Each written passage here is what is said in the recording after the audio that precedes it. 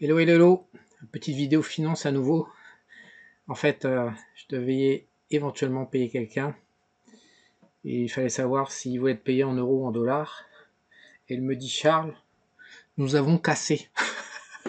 Nous avons cassé la trendline. Alors, des trendlines, hein, il y en a dans tous les sens sur les marchés. J'ai de quoi tu me parles. Et donc, en fait, il y a une trendline qui démarre avec le plus haut de juin 2008 entre l'euro et le dollar. Effectivement, donc c'est les barres, une barre égale à moins. Effectivement, en avril de cette année, l'euro a commencé à grimper, il a cassé cette droite. Est-ce que c'est significatif comme signal? Alors, moi quand je regarde un graphique, je prends une logique et j'essaye de la dupliquer sur tous les cas de figure, puis après je calcule le taux de réussite, et puis après j'essaye de voir si on peut monter les OP gagnantes, quel est le pourcentage d'espoir de gain, et quel est le risque de perte en faisant 5 à 10 opérations par exemple immédiatement. Donc je sais que personne ne fait comme ça et personne n'aime me confronter et regarder ces petites idées. Donc là on va juste dessiner les cassures.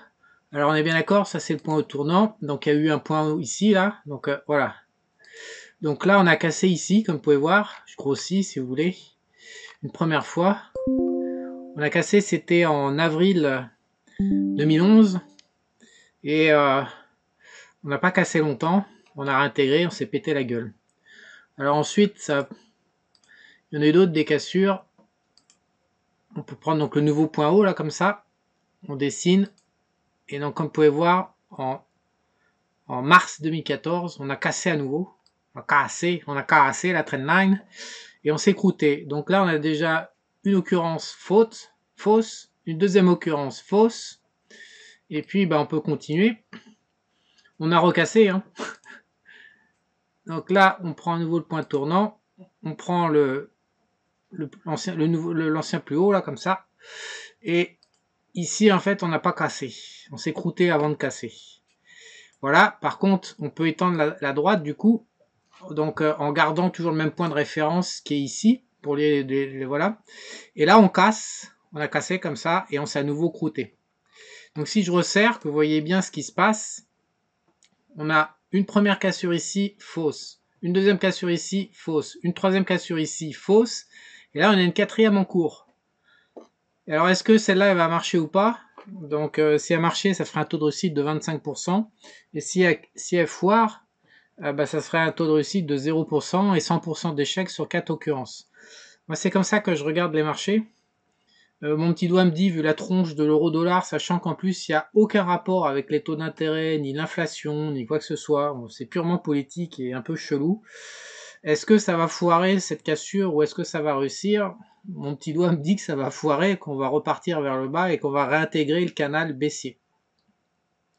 Mais bon, voilà, c'est comme ça, petite réflexion. En tous les cas, prendre des décisions parce qu'on a cassé sur du long terme. Regardez avant, quoi. Regardez ce qui s'est passé quand il y a les mêmes conflits qui a eu lieu. C'est le minimum légal pour se poser. C'est le minimum légal comme question à se poser en fait.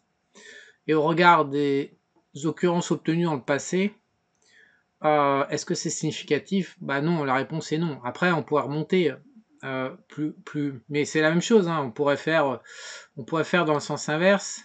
Donc on prend le point bas, je sais pas, le point bas référentiel. Après, parce que là on a une petite, mais donc c'est celui-là qui pourrait servir, qui pourrait joindre à celui-là, comme ça. Voilà, donc là on a cassé à nouveau, puis on est reparti dessus, on est revenu, on est parti, on est resté stable. Donc après on pourrait refaire une manière générale en mensuel, le marché du forex étant un mean réversion. Pareil, on casse ici à la baisse, on remonte, on réintègre, on revient, on chie de la merde. Si vous voulez, en fait, si on prend toutes les cassures, il n'y en a aucune qui fonctionne. Hein. À ce stade, regarde, on prend la suivante, on casse ici, on réintègre. Et en fait, si on calcule bien, on va finir par y arriver, en fait. Hein. Avec un peu de patience. Voilà. Et donc là, on en a une qu'on pourrait considérer qui fonctionne. C'est la cassure à la baisse d'octobre 2014. Voilà. Donc si on synthétise, on a 1, 2, 3, après 4, 5, 6. Donc on a 6 foirages et un succès. Et là on est sur la 8e occurrence depuis la création de l'euro contre le dollar. On est en 8e occurrence. Est-ce que ça va fonctionner? Donc le taux de réussite actuellement, c'est 6 pour 1. Je ne vais pas calculer, il est trop tard pour calculer ce pourcentage. Est-ce que c'est significatif? C'est extrêmement non significatif. Je dirais même que faire de l'inverse, faire l'inverse d'une cassure est significatif sur l'euro-dollar mensuel par rapport au trendline à tracer. Donc en fait, c'est un petit peu... L'histoire enseigne que il faut faire l'inverse pour que ça devienne pertinent.